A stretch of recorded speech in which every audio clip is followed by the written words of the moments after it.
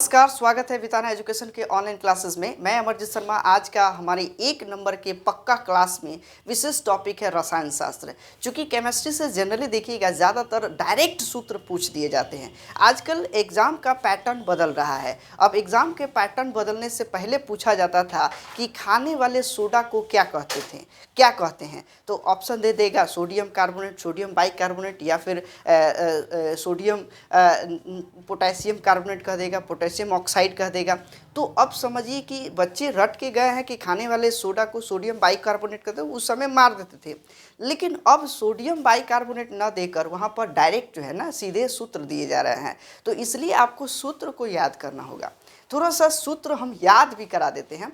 Generally आपको पता होगा कि पदार्थ जो होते हैं 3 प्रकार के होते हैं: तत्व, यौगिक, मिश्रण। आपने पढ़ा होगा, बहुत ज़्यादा हम डेप्थ पढ़ाने की यहाँ पर आवश्यकता नहीं समझते हैं कि तत्व, यौगिक और मिश्रण आपको पहले से पता है। यानी तत्व जो होता है जिसका आप सिर्फ एक ही नाम सांकेतिक वर्ड के रूप में हम यूज़ करते हैं। जैसे ऑक्सीजन क्या है, एक तत्व है, तो ऑक्सीजन को सिंगल संकेत भाषा ओ से कहते हैं। उसमें कोई दूसरी कोई मिलावट ना हो, एक अलग आप सिर्फ सिंगल जो यूनिट होता है उसी को हम तत्व कहेंगे। और यौगिक क्या होता है कि 2 धातु या अधातु के मिल जाने पर उसको क्या कहते हैं, यौगिक कहते हैं। और 2 या 2 से अधिक धातु मिल जाता है तो उसी को क्या कहते हैं, मिश्रण कहते हैं। ये जनरली आपको पहले ही 10वीं स्तर में पढ़ चुके होंगे। तो आज विशेष हम लेके चलेंगे कि तत्व के संकेत का नाम क्या होगा। और यौगिक में संकेत नहीं होता है, यौगिक में सूत्र होता है, ध्यान रखना है। और मिश्रण में कोई सूत्र नहीं होता है। अब जैसे मिश्रण हम पूछते हैं कि दूध क्या है, तो दूध एक मिश्रण है, दूध का कोई रासायनिक सूत्र नहीं होता है। लेकिन जो तत्व बोले, जैसे ऑक्सीजन एक तत्व है, इसका सांकेतिक वर्ड होता है। जैसे ऑक्सीजन का क्या हो जाएगा, ओ हो जाएगा।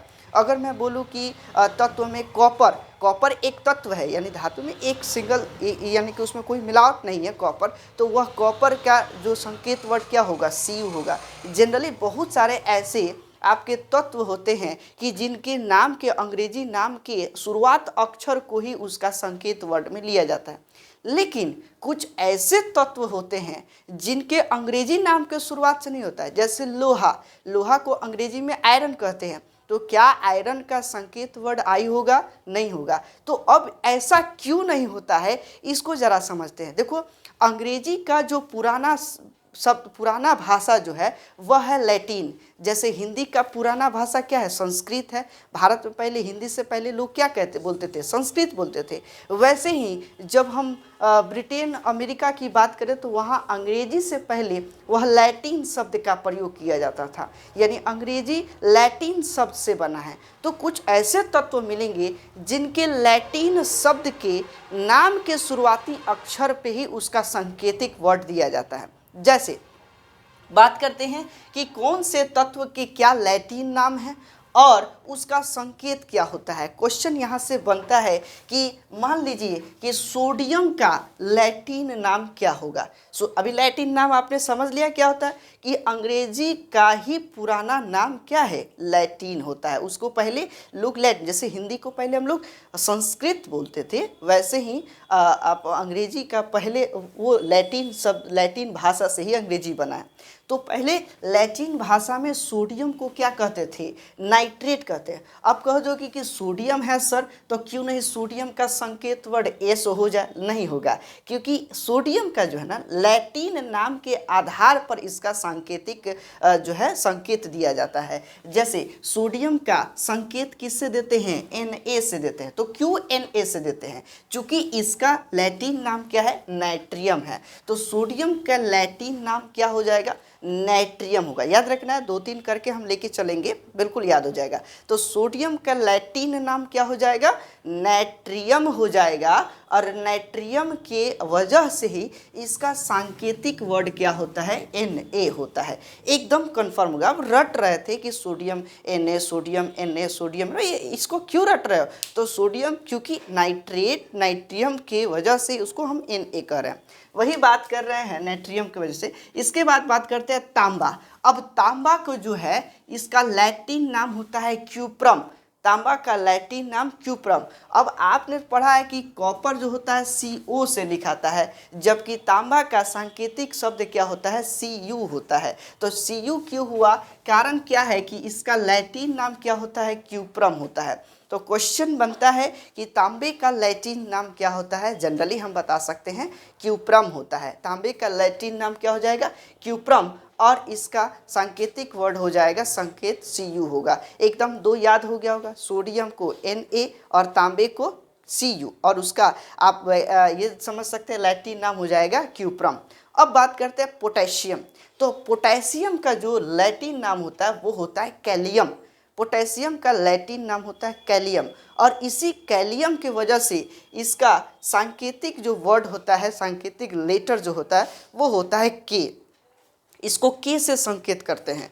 पोटेशियम जनरली अब देखोगे बहुत सारे ऐसे तत्व के नाम जो है उसको एक संकेत दिया जाएगा। आजकल के एग्ज़ाम में सिर्फ संकेत ही पूछ देता है कि खेतों में कौन सा ये डालते हैं, उर्वरा डालते हैं जिससे जो है ज़्यादा मात्रा में उपज होती है। तो जनरली हम लोग सुने भी होंगे पोटेशियम वगैरह डालते हैं, पोटास जिसको कहते हैं, तो वो क्या होता है, वो के ही होता है। तो वहाँ पोटेशियम या पोटास ना देकर डायरेक्ट संकेत वर्ड दे देगा। तो आपको ध्यान रखना है कि पोटेशियम का ही लैटिन नाम क्या होता है, कैलियम, और कैलियम की वजह से इसका संकेत क्या हो जाएगा, के होगा। तो बताइए, तीन याद हो गया होगा, एकदम याद हो जाएगा।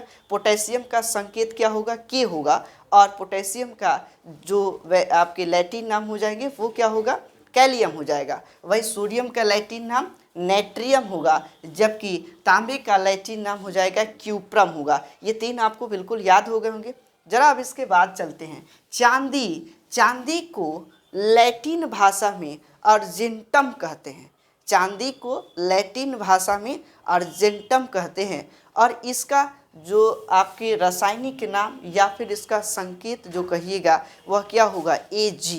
अब आपसे सवाल पूछेगा, ज़्यादा एग्जाम के अगर ट्रेंड बदलता है, सवाल क्या पूछता है यह बताइएगा कि निम्न में से, ऑप्शन देखिएगा, निम्न में से कौन विद्युत का अच्छा सुचालक है। ऑप्शन ए दे देगा, ऑप्शन ए दे दिया मान लीजिए क्यूप्रम, ऑप्शन बी दे दिया कैलियम, ऑप्शन सी दे दिया अर्जेंटम, ऑप्शन डी दे दिया नाइट्रियम। क्या मारोगे, अब तो आप सोचोगे ल ये अर्जेंटम, क्यूलियम, ये क्यूप्रम क्या है। तो अब यही चीज़ों को समझना है कि चांदी जो होता है विद्युत का अच्छा सुचालक होता है, हमने पढ़ा है, लेकिन ऑप्शन में पलट दिया, वहाँ चांदी दिया ही नहीं, चांदी की जगह पर क्या दे दिया, अर्जेंटम दे दिया। तो वही आपको समझना है कि जो चांदी का रासायनिक नाम या फिर उसका संकेत जो देते हैं, Ag देते हैं, इसी अर्जेंटम के नाम के आधार पर देते हैं। बिल्कुल आसानी से याद हो गया होगा। तो चांदी का लैटिन नाम क्या हो जाएगा, अर्जेंटम, और इसका जो रासायनिक नाम क्या हो जाएगा, Ag होगा। अब देखो लोहा। लोहा को लैटिन भाषा में फेरम कहा जाता है। लोहा को लैटिन भाषा में क्या कहते हैं, फेरम। लोहा हो जाएगा लैटिन भाषा में फेरम। अब इस फेरम का ही इसी वर्ड के नाम पर जो है इसका संकेत दिया जाता है Fe, यानी लोहा का संकेत लेटर क्या होता है, Fe होता है। यह लोहा का रासायनिक सूत्र के रूप में भी आप कह सकते हैं। हालांकि ये सूत्र नहीं है, सिर्फ संकेत है। सूत्र में होता क्या है, जनरली CO3 वगैरह कुछ ना कुछ उसमें मिश्रण हो जाए, वही सूत्र होता है। यहाँ पर संकेत इसका है, लोहा का संकेत क्या होगा, Fe होगा, कारण कि इसका ये लैटिन नाम हो जाएगा फेरम। निश्चित एकदम याद हो गया होगा। अब बात करते हैं सोना। सोना जो होता है इसको लैटिन भाषा में औरम कहते हैं। सोना लैटिन भाषा में औरम कहते हैं। अब आपसे सवाल दे दिया कि निम्न में से कौन सा ऐसा धातु बहुत महंगा होता है। अब महंगा में आपको दे दिए क्या, कुछ धातु दे दिया, जैसे मान लीजिए कि अर्जेंटम दे दिया, कैलियम दे दिया, उसके बाद औरम दे दिया, फेरम दे दिया, तो आप क्या मारोगे, औरम। निश्चित समझ में कि सोना अभी के समय में महंगा चल रहा है। तो निम्न में से जो दिए चार विकल्प उनमें से कौन महंगा है, तो औरम। तो ये सोना जो होता है इसका लैटिन नाम क्या हो जाएगा, औरम हो जाएगा। और इसी औरम के नाम की वजह से इसका जो संकेत जो देते हैं वो Au देते हैं, Au देते हैं। रटो मत, क्यों ऐसा होता है, अभी रटे हो ना 10वीं स्तर में कि सोना Au, सोना Au, चांदी Ag, चांदी Ag। भाई क्यों ऐसा रट रहे हो, कारण कि उसकी लैटिन नाम के आधार पर उसको संकेत वर्ड दे। किसी को भी संकेत देना होता है। जैसे मान लीजिए कि मेरे क्लास में कोई मनीष है और मैं मनीष को डायरेक्ट बोली एम, इधर आओ, तो मनीष का हमने इंडिकेट किया ना कि एम से मनीष लिखेंगे, ये एम सीरीज में, तो वह इंडिकेट उसके शुरुआत अक्षर से देते हैं। वही चीज़ होता है कि जितने भी तत्व होते हैं उस तत्व को इंडिकेट करना हो तो उसके शुरुआत अक्षर से ही देते हैं। जबकि यहाँ पे तत्व का शुरुआत अक्षर सोना अगर देखा जाए अंग्रेजी में गोल्ड कहते हैं तो क्यों ना जी हो, लेकिन नहीं होगा क्योंकि सोना के लैटिन नाम के आधार पर ही जो है इसका संकेत दिया गया, वैज्ञानिकों ने ऐसा बताया। तो सोना का ऑरम हो जाएगा और इसका हमारा क्या हो जाएगा, रासायनिक नेम जो होगा या संकेत नेम जो होगा वो हो जाएगा एयू। अब देखो सवाल पूछता है एंटीमनी। एंटीमनी को जो है ना स्टीबियम कहते हैं। स्टीबियम, एंटीमनी का ये आपके लैटिन नाम हो जाएगा स्टीबियम। अब सीधे यह सवाल पूछता है कि एंटीमनी का लैटिन नाम क्या होगा केमिस्ट्री में, तो ध्यान रखना है कि एंटीमनी का लैटिन नाम होता है स्टीबियम और इसका जो वैज्ञानिक नाम यानी रासायनिक नाम या उसका संकेत जो होगा वो हमारा Sb हो जाएगा। एंटीमनी स्टीबियम और ये हो जाएगा Sb। अब जरा बात करते हैं टीन।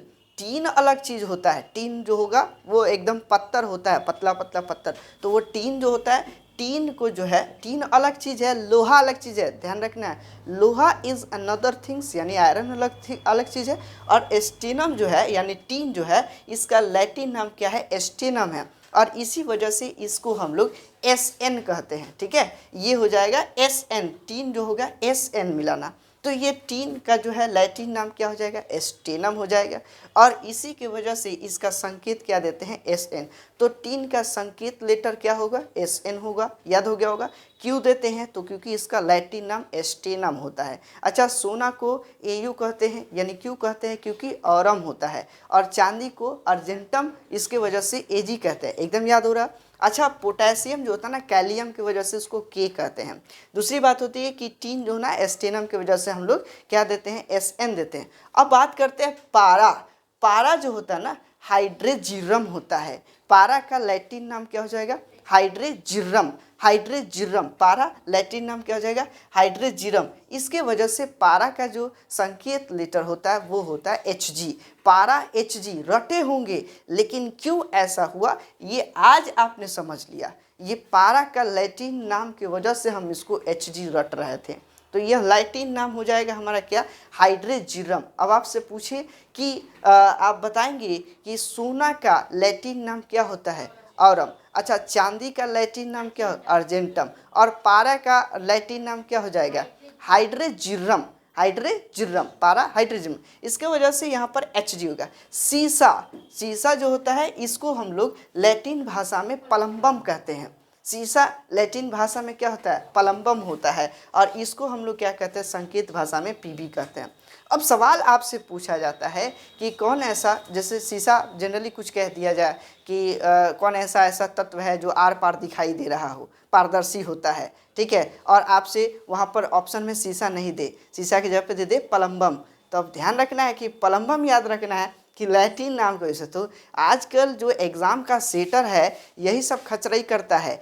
सवाल एकदम आसान है लेकिन वो समझ में नहीं आया आपको कि क्या चीज़ पूछ रहा है। ठीक है, सवाल इजी है कि कौन पारदर्शी, तो शीशा आपने देखते जनरली आर पार दिखाई देता है, एकदम क्लियर होता है, यानी वही चीज़ होता है कि पलम्बम इसी को कहते हैं, यानी इसी के नाम पर जो है ना पीबी होता है, लेड इसको कहते हैं। ठीक है, तो पीबी जो हो जाएगा ये इसका संकेत हो जाएगा। अब देखो टंगस्टन, टंगस्टन जो होता है इसको लैटिन नाम वोल्फ्राम देते हैं और इसका जो संकेत होता है W। सवाल आपसे पूछे जाता है कि कौन बिजली के बल्ब में तंतु का काम करता है, कौन बिजली के बल्ब में तंतु का काम करता है। ऑप्शन दे दिया क्रोमियम, ऑप्शन बी दे दिया आपके वोल्फ्राम, ऑप्शन सी दे दिया लोहा, ऑप्शन डी दे दिया चांदी। क्या मारोगे, वोल्फ्राम। अब आपको पता है कि बिजली के बल्ब में जो तंतु लगे रहते हैं वो टंगस्टन का तार होता है, तो अब टंगस्टन वहाँ पे नहीं दिया, सीधे आपका लैटिन नाम दे दिया वोल्फ्राम या उसकी जगह पे संकेत दे दिया। तो टंगस्टन के तार को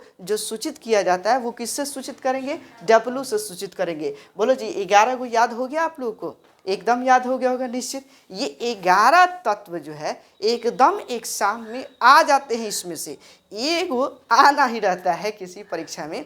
अगर इधर से नहीं आया तो समझ लो कि यौगिक में से आएगा, यौगिक नहीं आएगा तो मिश्रण आएगा। तो चलो हम आपको यौगिक भी याद ही करा देते हैं, ये एकदम याद हो गया होगा, कोई दिक्कत नहीं रहा होगा। चलते हैं यौगिक की तरफ पढ़ते हैं। यौगिक के रासायनिक नाम होते हैं, ध्यान रखना है कि यौगिक के सूत्र बनते हैं, जैसे दो तत्व मिलेंगे तो उसमें अभिक्रिया होती है और अभिक्रिया होके कोई एक नया रिएक्शन दिखाता है, वही सूत्र बनता है। तो अब इसमें देखना कि एक तो आपको पहले ये 3 को ध्यान रख लो, ये 3 ध्यान रखना, 3 मत ले लो, 4 यहाँ से ले लो, 5 तक ले लो, 1 से लेके 4 तक ही लो, 1 से लेकर 4 तक। इसको पहले हम लोग देखेंगे। एक हो गया, हमने यहाँ पे लिखा है धोवन सोडा। धोवन सोडा का सूत्र क्या होगा, डायरेक्ट पूछे जाएगा। अब धोवन सोडा को ही सोडियम कार्बोनेट भी कहते हैं। देखो सोडा समझ लेना, सोडा का यानी सोडा जो है हम किससे मान रहे हैं, सोडियम से मान रहे हैं, ठीक है। और सोडियम का संकेत क्या होता है जी, Na होता है। देखो समझने की बात है कि सोडे मतलब धोवन सोडा जो है सोडियम से ही बना ना, सोडियम कार्बोनेट, तो इसमें कहेंगे Na2। इसमें देखो दो चीज़ का कॉमन रखना, कार्बोनेट यदि रहेगा तो क्या रहेगा, CO3 रहेगा। Na2CO3 कार्बोनेट का रासायनिक नाम जो होता है CO3 होता है। तो Na2CO3, ठीक है। और इसके साथ 10H2O कैसे याद करोगे, जब तुम कपड़ा धोने जाओगे तो दोनों हाथ से धोगे, यानी सोडियम अर्थात साबुन जो होता है दोनों हाथ में लगाओगे तो कहोगे Na2, दोनों हाथ में सोडियम लग गया। अच्छा CO3, चूंकि अब CO3 कार्बोनेट लग गया, अब 10H2O, यानी तुम 10H2O दोनों हाथ में कई उंगली रहता है, 10 रहता है, 10 उंगली जल में डूबेगा H2O का।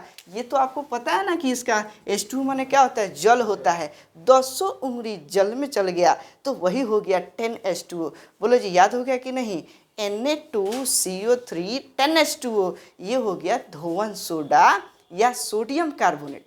अब यहाँ पे समझ लो दूसरा आता है खाने वाला सोडा। समझ लो खाने वाला सोडा, और खाने वाला सोडा को ही हम लोग क्या कहते हैं, बेकिंग सोडा कहते हैं। अभी जनरली हम लोग के घर में देखिएगा पुआ पकवान बनता है तो गुलगुला बढ़िया जो है फूले, उसके लिए क्या करते हैं, उसमें एगो सोडा डालते हैं ना, तो वो खाने वाला सोडा है। अब उसी खाने वाले सोडा को ही हम क्या कहते हैं, बेकिंग सोडा कहते हैं, या उसको सोडियम बाइकार्बोनेट कहते हैं। देखो जे खाई उसको बाई होगा, तो खाएंगे तो बाय होगा, खा लिए तो अब इसके बाद बाय करेंगे, तो जहाँ बाई लग गया समझ लेना कि ये खाने वाला सोडा है। तो यदि सवाल पूछता है कि निम्नलिखित में से कौन खाने वाला सोडा है, तो ऑप्शन दे दिया रहेगा सोडियम बाइकार्बोनेट, यानी जो खाएगा वो बाय करेगा, तो खाए और बाय ये ध्यान रखना। तो बाय उसी को कहना है जो खा लिया है, तो सोडियम बाइकार्बोनेट एकदम याद हो गया होगा, सोडियम बाइकार्बोनेट खाने वाला सोडा। चलो जी अब हमको याद रखना है क्या कि इसका सूत्र क्या होगा।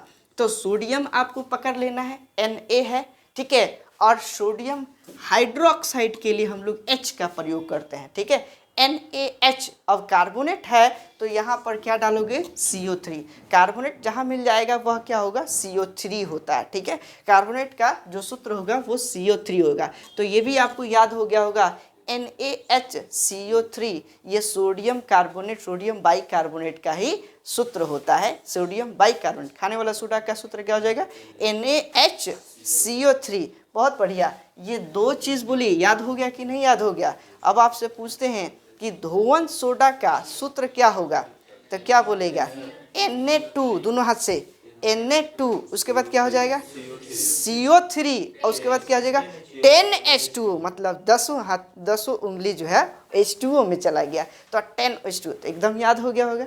अब मैं सवाल पूछूं कि इस बेकिंग सोडा का रासायनिक नाम यानी सूत्र क्या होगा, तो क्या बताइएगा, NaHCO3, एकदम याद हो गया होगा, NaHCO3।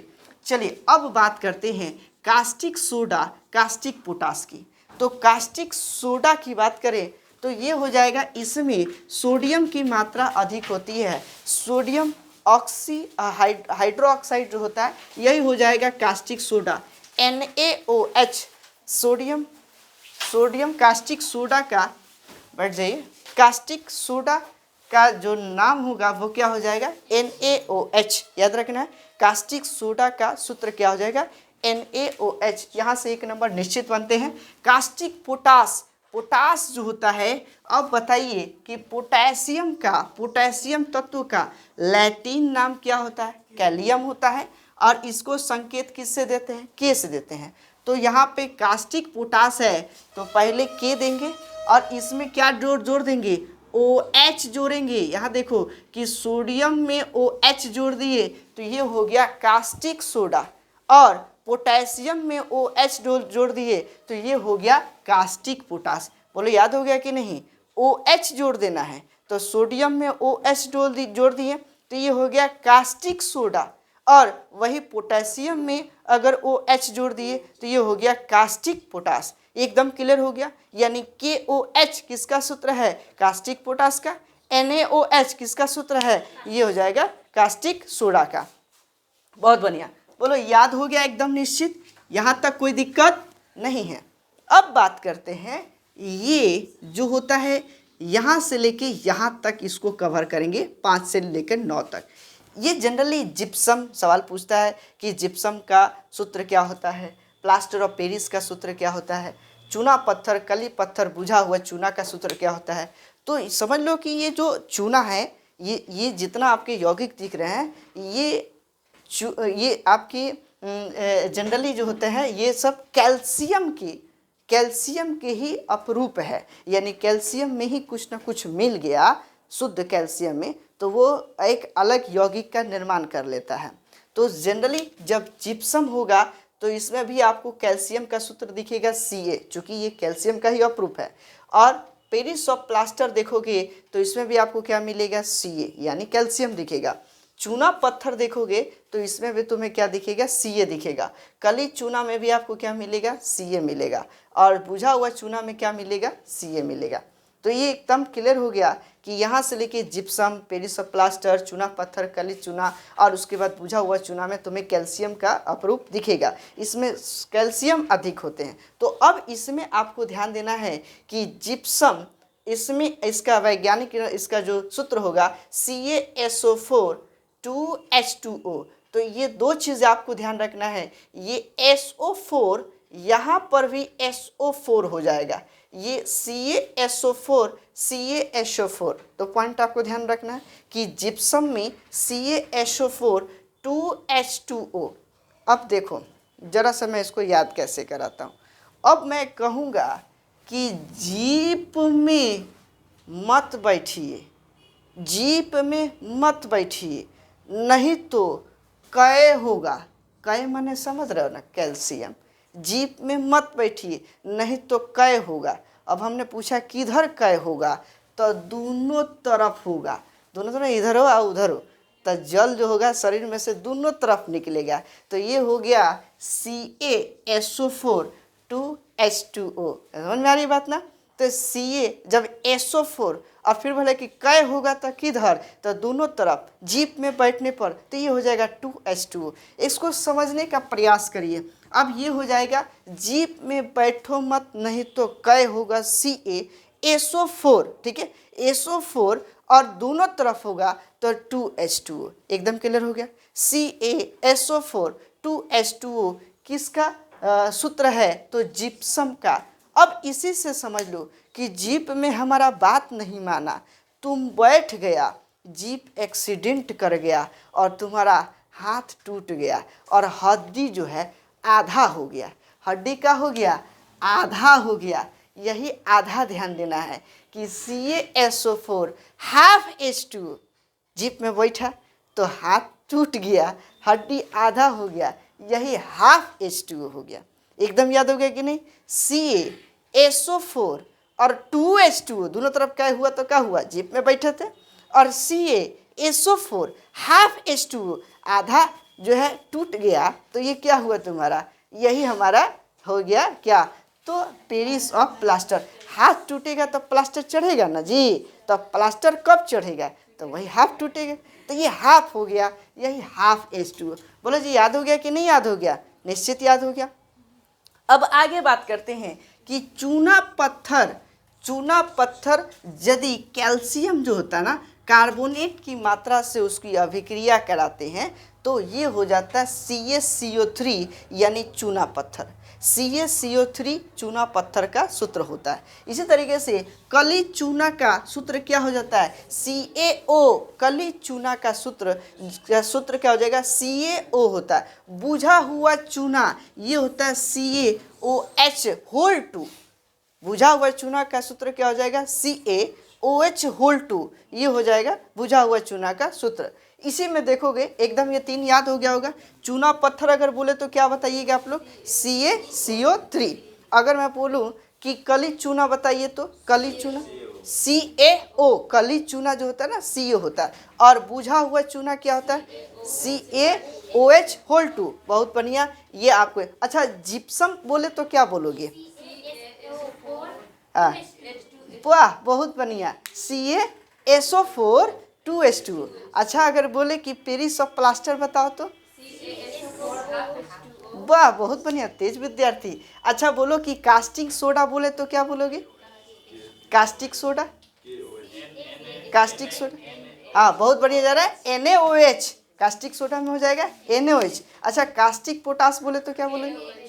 कास्टिक पोटास बोले तो KOH। वाह बहुत बढ़िया, यानी मुझे लगता है कि एकदम याद हो गया होगा। अच्छा ये बता दो कि खाने वाला सोडा जो होता है उसका रासायनिक नाम क्या होता है? जी खाने वाला सोडा का बहुत बढ़िया, यहाँ पर NaHCO3। तो आई होप इतना आपको याद हो गया। अब जरा सा आगे लेके चलते हैं जो बहुत इंपॉर्टेंट होगा। बात करते हैं इसके बाद कि यहाँ तक तो क्लियर हो गया। अब समझ लो कि ये जरा सा लेके चलेंगे, ये 3 पॉइंट को ध्यान रखना है। हरा कशिश, सफ़ेद कशिश, नीला कशिश। यहाँ से क्वेश्चन आता है कि हरा कशिश का रासायनिक सूत्र क्या होता है। इसको हरा कशिश को थोथा भी कहते हैं। हरा कशिश को क्या कहेंगे? थोथा भी कहेंगे। अब इसको विट्रियोल भी कहा जाता है। तो आपसे सवाल आ जाए कि हरा विट्रियोल निम्न में से कौन है? विट्रियोल पूछ दिया, या ग्रीन विट्रियोल कौन है? तो यह भी ध्यान देना, थोड़ा सा अंग्रेजी पर भी ध्यान देना होगा। तो हरा कशिश थोथा, जनरली जो आपने देखा होगा ना कि बैटरी उटरी पर जो आपकी कार्बन आ जाता है तो फफूंदी टाइप का हो जाता है, हरा हरा हो जाता है, फफूंदी टाइप का होता है। तो जनरली जो आपके बैटरी पर लोहा कसा जाता है ना, आप देखिएगा कि नट बोल्ट से टाइट करता है, घर में होगा जनरली बैटरी इन्वर्टर, तो उसमें देखिएगा लोहा प्रयोग होता है। उसमें कार्बन लगने पर लोहा के ऊपर हरा हरा फफूंदी आ जाना। तो लोहा का संकेत क्या होता है? Fe होता है। एकदम याद हो गया, लोहा का संकेत क्या होगा? Fe। अब यहाँ पर कशिश की बात होगी ना तो सब में SO4 जरूर मिलेगा। कशिश की बात होगी तो क्या होगा? सब में SO4 मिलेगा। एकदम ध्यान रखना है कि ये कशिश है तो SO4 होगा। तो Fe यानी लोहा 7 दिन लगल रहता है H2O। समझ मेरी बात ना, उसमें जल की मात्रा होना, तो 7H2O 7 दिन लगे रहना। तो इसका रासायनिक सूत्र क्या हो जाएगा? FeSO4 7H2O। 7 दिन लगा है तो 7H2O। तो हरा कशिश बोलो जी, याद हो गया? हरा से समझ में आ गया कि लोहा कस रहते बैटरिया पर, तो उस पर क्या हो गया? हरा हरा फफूंदी लग गया। तो इसलिए हरा लोहा लगाए थे ना, इसलिए FeSO4 और 7H2O 7 दिन जल लगा। तो ये एकदम याद हो गया होगा। जनरली इसको रट जाना है एकदम, यहीं से सवाल आते हैं। 1 नंबर पक्का। पूरा केमिस्ट्री हम नहीं पढ़ा रहे हैं, वहीं पढ़ा रहे हैं जहाँ से क्वेश्चन आता है। हम आपको सिर्फ क्रीम दे रहे हैं। क्रीम से मतलब है मक्खन निकालो, मथने के चक्कर में मत रहो, मक्खन से मतलब रखो, तो ये बेहतर होगा। अब देखो सफ़ेद कशिश, गांव में हमने देखा होगा, जनरली गांव में देखिएगा कि जो खैनी खाता है लोग, वो खैनी वाला लोग एगो मांगता है लोग सफ़ेदी। क्या होता है जी? चूना खाते हो क्या?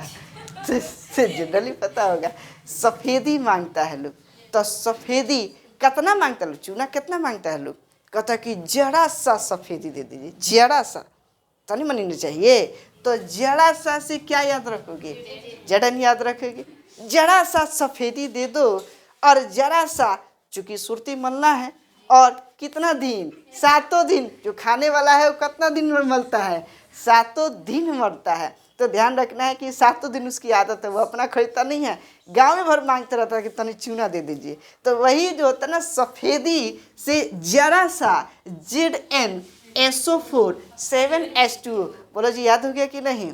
बेहतर याद हो गया। अब अगर आपसे पूछे कि सफ़ेद कशिश, सफ़ेदी याद रहेगा, तो जरा सा सफ़ेदी दे दो तो जेडन याद रखना।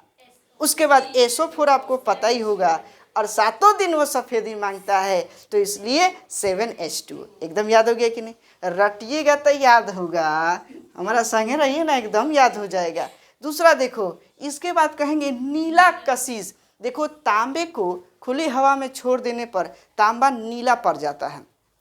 खुली हवा में छोड़ दीजिएगा तो तांबा नीला पड़ जाता है। वही तांबे का प्रयोग इसमें होता है नीला कशिश में। ध्यान रखना है, Cu यानी Cu नीला कशिश। SO4, अब देखोगे नीला में 2 गो शब्द और कशिश में 3 गो लेटर, यानी 3 और 2 5 होता है, तो इसलिए इसमें क्या होगा? 5H2O। याद हो गया?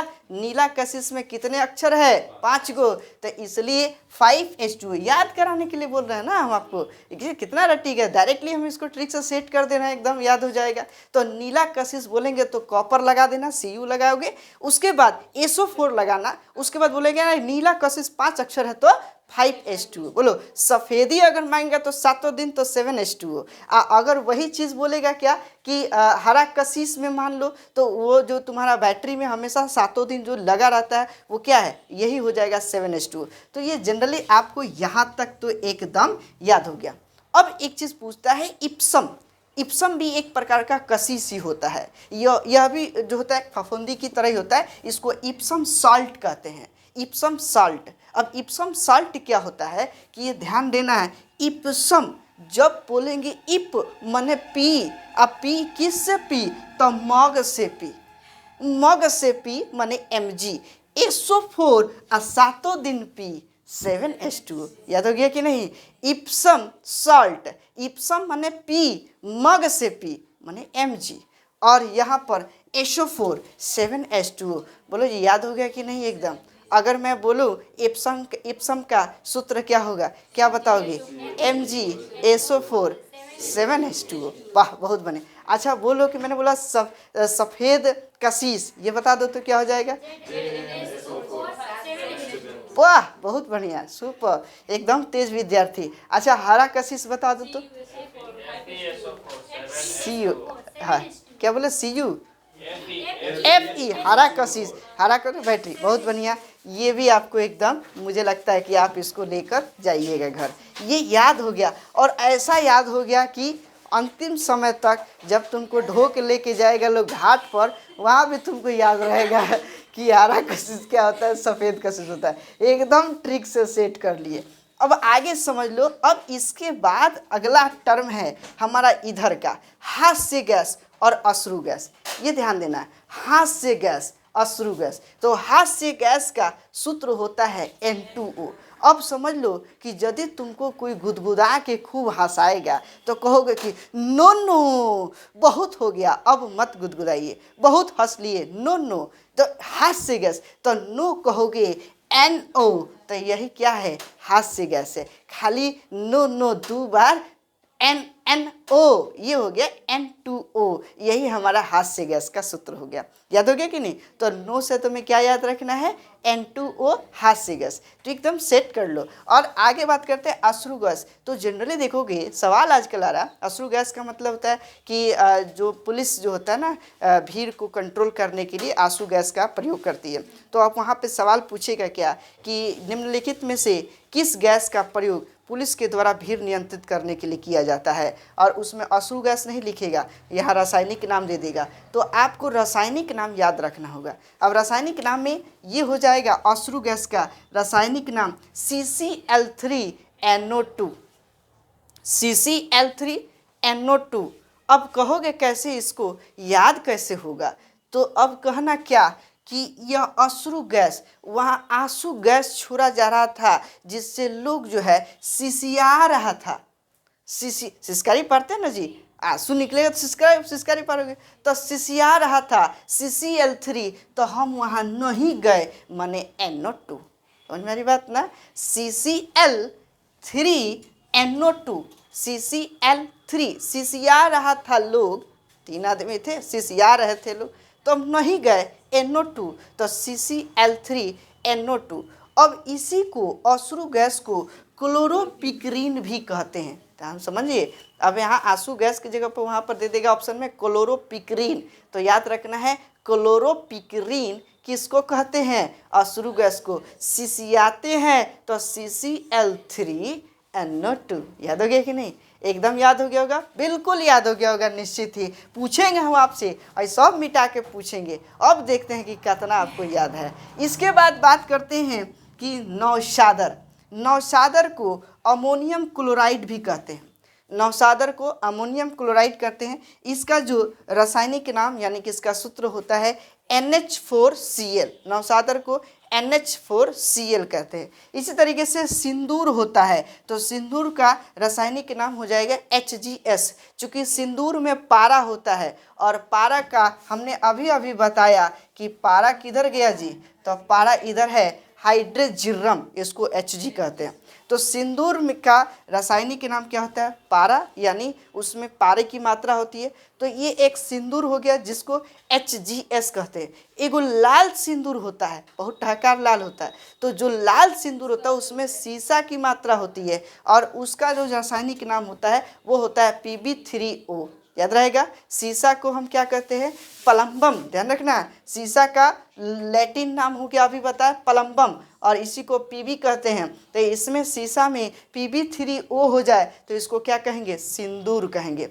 अब देखो सवाल पूछेगा क्या कि महिलाएं विवाह होने के बाद माथे पर क्या लगाती है, ऑप्शन ए यहाँ से पूछेगा NO2, option B CaO3, option C Pb3O, समझ लो।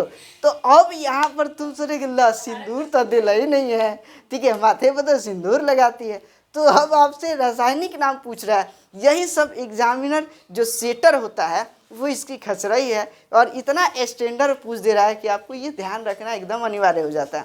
तो इसलिए यह ध्यान रखना है कि सिंदूर का आपके रासायनिक नाम क्या हो जाएंगे, Pb3O, और सिंदूर को ही हम लोग क्या कहते हैं, HGS कहेंगे। याद हो गया होगा कि नहीं, एकदम याद हो गया होगा। चलिए इसके बाद देखोगे फिटकीरी, सवाल पूछ देगा क्या कि दाढ़ी बनाने के बाद जनरली पुरुष जो है ना अपने गालों पर क्या लगाते हैं, तो फिटकिरी। ये होता है कि या फिर जल में गंदगी निकालने के लिए क्या प्रयोग किया जाता था, फिटकिरी। तो वो फिटकिरी नहीं देके वहाँ पर आपसे वह रासायनिक सूत्र दे देगा, तो ध्यान देखना है यहाँ पर K2SO4Al2SO4 और 24H2O। ये 24 काम करेगा, 24 घंटे काम करेगा, तो 24H2O। ये ध्यान रखना है K2SO4Al2SO4 24H2O। एक दो बार पढ़ के आप इसको याद कर सकते हैं। भारी जल, इसी को हैवी वाटर भी कह सकते हैं। तो भारी जल का रासायनिक सूत्र जो होता है वो होता है D2O होता है, ध्यान रखना है, D2O भारी जल का रासायनिक नाम होता है। ग्लूकोज, ग्लूकोज जो होता है इसमें C6H2O। तो तुम्हें ध्यान रखना है कि ग्लूकोज और चीनी जो होता है ये तीनों में CHO होता जरूर है, CHO, ग्लूकोज और चीनी में भी क्या हो जाएगा, CHO। ये ध्यान रखना है। अब तुमको मोबाइल नंबर याद रखना है। ग्लूकोज कहें तो समझ लेना कि ग्लूकोज किसी एक महिला का है, तो उस महिला का नंबर तुमको याद रखना है। क्या नंबर याद रखोगे कि 626, ध्यान रखना है, ये हो जाएगा 626 उस महिला का नंबर है। अच्छा, एगो चीनी है बड़ा मीठ लगती है, तो शुगर, ये मीठा लगता है, तो इसका नंबर थोड़ा सा हैवी है, वो ध्यान रख लोगे 12 22 11। याद हो जाएगा कि नहीं, 12 22 11। अब तुमको सेट कर लेना है CHO में। तो अगर यहाँ पर ग्लूकोज पूछा जाए तो हो जाएगा C6H2O6, C6H2O6, वही सेट कर लेना। और वही चीनी पूछा जाए तो बता सकते हो, शुगर पूछा जाए तो H22 और O11, C12H22O11। एकदम याद हो गया होगा। चीनी का रासायनिक सूत्र बता दीजिए क्या हो जाएगा, C12H22O11। याद हो गया, यानी 12 22 11 चीनी में लगेगा, 12 22 11 चीनी में लगेगा। और CHO, यही ना बात है ना, CHO। तो यहाँ पे बोलोगे C12 H22 और O11 किसका रासायनिक सूत्र है, तो चीनी का। अगर मैं बोलूँगा कि C6H2O6 किसका रासायनिक सूत्र है, तो ग्लूकोज का। आई होप ये आपको याद हो गए होंगे। याद हो गया कि नहीं, निश्चित याद हो गया। अब बात करते हैं भैया नमक का। नमक तो आपको पहले से पता है, NaCl, नमक पता है ना, ये बहुत, इसी वजह से अंत भला तो सब भला, और अंतिम मैंने बहुत आसान बताया, NaCl नमक का होता है। मिलते हैं अगले क्लास के वीडियो के साथ। अगर वीडियो आपको पसंद आता है तो वीडियो को लाइक करना ना भूले। धन्यवाद, थैंक्स अ लॉट।